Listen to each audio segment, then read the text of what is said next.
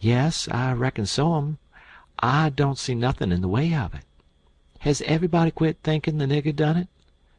"No, not everybody. A good many thinks he done it. But they'll get the nigger pretty soon now, and maybe they can scare it out of him." "Why, are they after him yet?" "Well, you're innocent, ain't you? Does $300 lay around every day for people to pick up? Some folks think the nigger ain't far from here. I'm one of them, but I ain't talked it around. A few days ago I was talking with an old couple that lives next door in the log shanty, and they happened to say hardly anybody ever goes to that island over yonder that they call Jackson's Island. "Don't anybody live there?" says I. "No, nobody," says they. I didn't say any more, but I done some thinking. I was pretty near certain I seen smoke over there, about the head of the island, a day or two before that.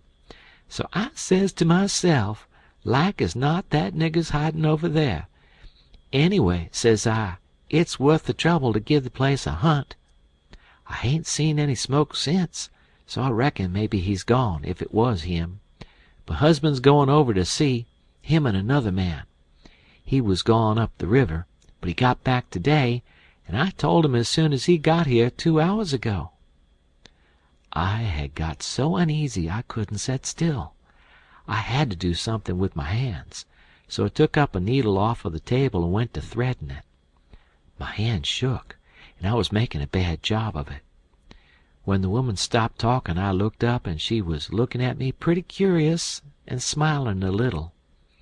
I put down the needle and thread, and let on to be interested, and it was, too, and says, $300 is a power of money. I wish my mother could get it. Is your husband going over there tonight?" "Oh, yes. He went uptown with the man I was telling you of to get a boat and see if they could borrow another gun. They'll go over after midnight." "Couldn't they see better if they was to wait till daytime?" "Yes, and couldn't the nigger see better, too? After midnight he'll likely be asleep, and they can slip round through the woods and hunt up his campfire all the better for the dark, if he's got one." I didn't think of that. The woman kept looking at me pretty curious, and I didn't feel a bit comfortable. Pretty soon she says, "What did you say your name was, honey?" Mary Williams." Somehow it didn't seem to me that I said it was Mary before, so I didn't look up. It seemed to me I said it was Sarah.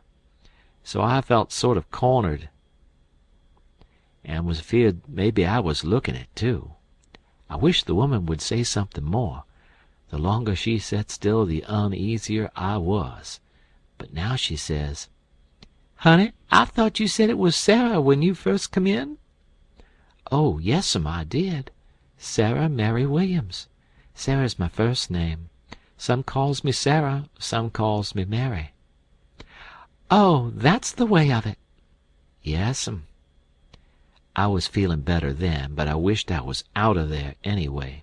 I couldn't look up yet. Well, the woman fell to talking about how hard times was, and how poor they had to live, and how the rats was as free as if they owned the place, and so forth and so on, and then I got easy again. She was right about the rats. You'd see one stick his nose out of a hole in the corner every little while. She said she had to have things handy to throw at them when she was alone, or they wouldn't give her no peace.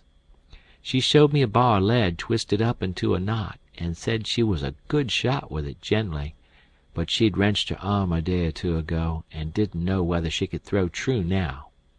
But she watched for a chance, and directly banged away at a rat. But she missed him wide, and said, "Ouch!" it hurt her arm so. Then she told me to try for the next one. I wanted to be getting away before the old man got back, but of course I didn't let on. I got the thing, and the first rat that showed his nose I let drive, and if he'd have stayed where he was he'd have been tolerable sick rat.